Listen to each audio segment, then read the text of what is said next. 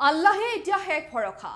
উৎকট গৰমৰ পৰা পৰিত্ৰাণ বিচাৰি হাজাৰ হাজাৰ লোকে এতিয়া সমূহীয়াভাৱে নামাজ পঢ়িছে এই মুহূৰ্তত আমি যে দৃশ্য আছে সেই দৃশ্য দেখুৱাবলৈ চেষ্টা কৰিম ইতিমধ্যে নামাজ আদায় কৰিলে মুছলমান ধৰ্মাৱলম্বী লোকসকলে আৰু এতিয়া দেখিবলৈ পোৱা গৈছে দক্ষিণ হালমাৰা সমষ্টিৰ ফকিৰগঞ্জৰ হালমাৰাৰ দৃশ্য আমি আপোনালোকক দেখুৱাইছো হাজাৰ হাজাৰ মানুহৰ সমূহীয়া নামাজ দোৱা প্ৰাৰ্থনা এতিয়া দেখিবলৈ পোৱা গৈছে আৰু পিছে এয়া ঈদৰ নামাজ বা কোনো সাধাৰণ নামাজৰ দৃশ্য নহয় বৰষুণ বিচাৰি কেইবা হাজাৰ মানুহ একেলগে গোট খাই এতিয়া সমূহীয়াভাৱে নামাজ আদায় কৰাৰ দৃশ্য আমি আপোনালোকক দেখুৱাইছো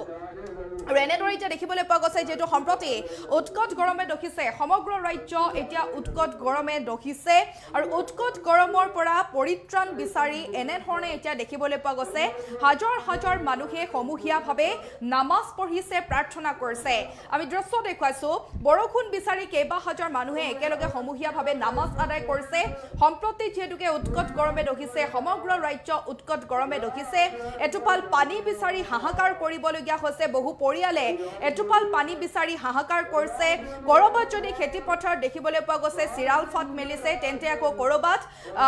মৰিপুৰি সাৰখাৰ হোৱা পৰিলক্ষিত হৈছে ধানসহ মূল্যৱান শস্য বহু মূল্যৱান শস্য এতিয়া নষ্ট হোৱা পৰিলক্ষিত হৈছে কৃষকে মূৰৰ ঘাম মাটিত পেলাই কৰা খেতিত জুই লগাৰ পিছতে এনেধৰণে ক'ব লাগিব পানীত হাঁহ নচৰা অৱস্থাৰ সৃষ্টি হৈছে এক অবৰ্ণনীয় পৰিস্থিতিৰ সৃষ্টি হৈছে কৃষক ৰাইজ আৰু উপায়হীন হৈ এটোপাল পানীৰ বাবে কৃষকসকলে এটোপাল পানীৰ বাবে এতিয়া দেখিবলৈ পোৱা গৈছে ফকিৰগঞ্জ হালকাটাত আদায় কৰিছে সমূহীয়া নামাজ পানী বিচাৰি মহান আল্লাহৰ ওচৰত এতিয়া কাতৰ প্ৰাৰ্থনা কৰিছে এইসকল যিসকল মুছলমান সম্প্ৰদায়ৰ লোক আছে মুছলমান ধৰ্মাৱলম্বী লোকসকলে এতিয়া এনেদৰে সমূহীয়াভাৱে নামাজ পঢ়িছে আমি আপোনালোকৰ দৃশ্য দেখুৱাইছো এয়া হৈছে দক্ষিণ হালমাৰা সমষ্টিৰ ফকিৰগঞ্জৰ হালকাটাৰ দৃশ্য আৰু এনেদৰে এতিয়া দেখিবলৈ পোৱা গৈছে উৎকট প্ৰখৰ ৰ'দত তেওঁলোকে সমূহীয়াভাৱে এতিয়া দেখিবলৈ পোৱা গৈছে হাজাৰ হাজাৰ লোক ওলাই আহিছে হাজাৰ হাজাৰ লোকে এতিয়া প্ৰচণ্ড গৰমকো আওকাণ কৰি এতিয়া দেখিবলৈ পোৱা গৈছে এনেধৰণে প্ৰখৰ ৰ'দত এতিয়া সমূহীয়াভাৱে নামাজ আদায় কৰিছে আৰু এয়া কোনো দৃশ্য আমি জনাইছো পিছে এয়া ঈদৰ নামাজ নাইবা কোনো ধৰণৰ নামাজৰ সাধাৰণ নামাজৰ দৃশ্য নহয় এয়া হৈছে বৰষুণ বিচাৰি এটোপাল পানীৰ বাবে কৃষক ৰাইজে এনেধৰণে এতিয়া সমূহীয়াভাৱে নামাজ পঢ়িছে সম্প্ৰতি যিহেতু উৎকট গৰমে দহিছে সমগ্ৰ উৎকট গৰমে দহিছে আৰু উৎকট গৰমৰ পৰা কৃষকৰ খেতি পথাৰত কৰবাত যদি দেখিবলৈ পোৱা গৈছে জুই লাগিছে কৰবাত আকৌ চিৰাল ফাট মেলিছে আৰু কৰবাত দেখিবলৈ পোৱা গৈছে যিসমূহ মূল্যৱান শস্য আছে এই মূল্যৱান শস্যসমূহ বহু পৰিমাণে নষ্ট হৈ গৈছে আৰু সেইবাবে এতিয়া কপালৰ ঘাম মাটিত পেলাই কৰা যি কষ্ট সেই কষ্টৰ পিছতে কিন্তু ক'ব লাগিব যিসকল কৃষক ৰাইজ আছিল তেওঁলোকৰ মাজত পানীত হাঁহ নচৰা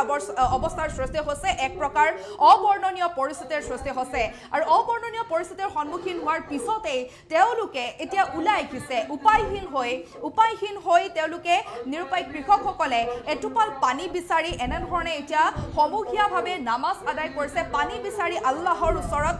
কাতৰ প্ৰাৰ্থনা জনাইছে এইসকল মুছলমান ধৰ্মাৱলম্বী লোকসকলে প্ৰথমতে এম্বিয়েন্সৰ জৰিয়তে কিছু দৃশ্যাংশ দেখুৱাম আৰু তাৰ পিছতে কৃষকৰ মন্তব্য আছে সেয়া আমি আপোনালোকৰ মাজত লৈ আহিম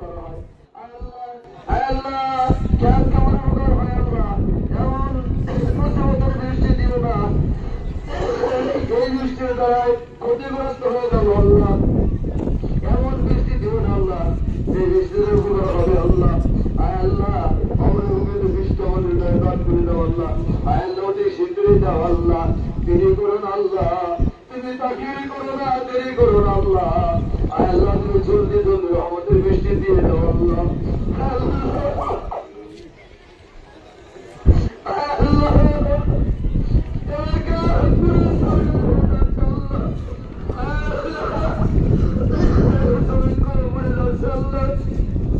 তুমি যদি আজাদ দিয়ে গজম দিয়ে সব মেরে ভালো আল্লাহ কোন বান্দা তোমার কাছে মাথা নত করে চিন্তা করবে আল্লাহ কোন বান্দা তোমাকে ডাকবে কোন বান্দা গুনার বোঝা মাথায় নিয়ে তোমার কাছে আসবে আল্লাহ তুমি যদি আমাদেরকে ধরে ফেলো আল্লাহ গজব দিয়ে যাচ্ছ নামজুদি করো আল্লাহ আল্লাহ তুমি তো আল্লাহ বলে ভয়ব তুমি তো সত্তার আল্লাহ তুমি তো গফার তুমি তো আল্লাহ তুমি তো রহমান তুমি তো রহিম আল্লাহ আমাদের জীবনের সমস্ত গুনার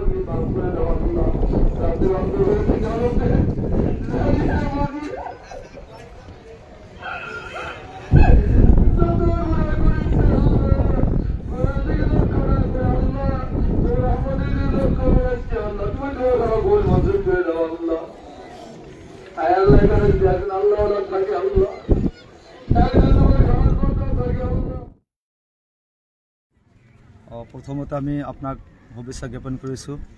আজি আপোনালোকে বহুত কষ্ট ক্লেশ সহ্য কৰি আমাৰ ইয়াত আহিছে, আমাৰ মানে নামাজটো চাৰ্কুলেশ্যন কৰাৰ কাৰণে আমি নথৈ আনন্দিত হৈছোঁ। দোৱা কৰোঁ আল্লাহ আপোনালোকক কবুল কৰে। আৰু আমি ইয়াত একত্ৰ হোৱাৰ উদ্দেশ্য হ'ল, আপোনালোকে জানিছে যে বহুত দিনৰ পৰা আল্লাহ পাক ৰব্বুল আলামিনৰ তৰফৰ ফালৰ পৰা কোনো বৃষ্টি ৰহমতৰ বৃষ্টি বৰ্ষণ হোৱা নাই, যাৰ ফলত আমাৰ কৃষক ব্যক্তিসকল বিভিন্ন স্তৰৰ মানুহসকলে আমি বিৰাট অভাৱগ্ৰস্ত হৈছোঁ। বৃষ্টি নোহোৱাৰ কাৰণে, বাৰিচ নথকাৰ কাৰণে আজি বহুত অভাৱ অনটনৰ পিছত সন্মুখীন হ'ব লগা হৈছে। গতিকে আমি গোটেই ৰাইজ ইয়াত একত্ৰিত হৈছোঁ। আল্লাহৰ কাছে ওচৰত যদি আমি প্ৰাৰ্থনা কৰোঁ, কোনো বৈধ কোনো কথা নহয়, এটা অসম্ভৱ কোনো কথা নহয়, ইম্পচিবল কোনো কথা নহয়। যদি আমি আল্লাহৰ ওচৰত দোৱা মাগফিৰাত কৰোঁ, কামনা কৰোঁ, তেনেহ'লে আমাৰ দীৰ্ঘ বিশ্বাস যে আল্লাহ আমাৰ দোৱা কবুল কৰিব আৰু সমাজৰ যে অভাৱ অনটন আছে গোটেইবিলাক দূৰ হৈ যাব। আৰু মোৰ দীৰ্ঘ বিশ্বাস যে আল্লাহ নিশ্চয় আমাৰ দোৱা কবুল কৰি আসমানৰ ফালৰ পৰা ৰহমতৰ বৃষ্টি বৰ্ষণ কৰি গোটেই সমাজৰ অভাৱ অনটন দূৰ কৰিব। আৰু কৃষক ভাইসকলে যে আবাদ বসতি হ'ব পৰা নাই, মৰিব লগা হৈছে, জমিন মানে পুৰাৰ নিচিনা হৈ আছে, যাতে আল্লাহ পাক ৰব্বুল আলামিন এই অভাৱ গোটেইবিলাক দূৰ কৰে, এই উদ্দেশ্য লৈ আমি অত্ৰ এলাকাৰ ৰাইজ একত্ৰিত হৈ আজি সালাতুল ইস্তিস্কা আমি আদায় কৰিলোঁ, যাতে আল্লাহ পাক আজিৰ এই নামাজ দোৱা গোটেইবিলাক কবুল কৰে। আৰু মই বয়ানত কৈ দিছোঁ যে যদি সৎকাৰ খায়ৰাত কৰা হয় তেনেহ'লে অৱশ্যে আল্লাহ পাক এই দোৱাটো কবুল কৰিব, নামাজ কবুল কৰিব। আমি চবেই সৎকাৰ খায়ৰাত কৰিম আৰু গোটেই সমাজৰ অভাৱ যেনেকুৱা আছে আমি একেলগে লগ হৈ যাতে অভাৱ মোচন কৰিব পাৰোঁ, এইবিলাক সকলোবিলাক আলোচনা কৰি আমি সকলোৱে একত্ৰিত হৈ কিমান মানুহ অংশগ্ৰহণ কৰিছিল আৰু আপোনালোকৰ বিশ্বাস কি নামাজৰ ফলত ওপৰত আল্লাহ কি বৰষুণ দিব? নামাজৰ ওপৰত বিশ্বাস এইটো হয় যে আল্লাহ কোৰাণত কৈছে, হাদিছত কৈছে নবীজি যে সালাতুল ইস্তিস্কা আজি নতুন কথা নহয়, এটা নতুন কোনো মানে নিয়ম নহয়, এটা আমাৰ নবীৰ জামানৰ ফালৰ পৰা চলি আহিছে। নবীৰ জামানত এনেকুৱা মানুহ বৃষ্টি নোহোৱাৰ ফলত মানুহ বহুত বিপদত পৰিছে, কান্দাকাটিৰ পিছত আল্লাহ পাক ৰহমতৰ বৃষ্টি বৰ্ষণ কৰিছে। এদিকে ডিপেণ্ড কৰি আমি ইয়াত গোটেই একত্ৰিত হৈ আজি সেই নামাজ আদায় কৰিলোঁ। মোৰ দীৰ্ঘ বিশ্বাস যে আল্লাহ নামাজ কবুল কৰি আসমানৰ ফালৰ পৰা আল্লাহ ৰহমতৰ বৃষ্টি বৰ্ষণ কৰি আমাৰ সমাজৰ অশান্তি দূৰ কৰিব। মোটামুটি এটা আইডিয়া কিমান মানুহ অংশগ্ৰহণ কৰিছিল আপোনালোকে? ইয়াত মোটামুটি মানে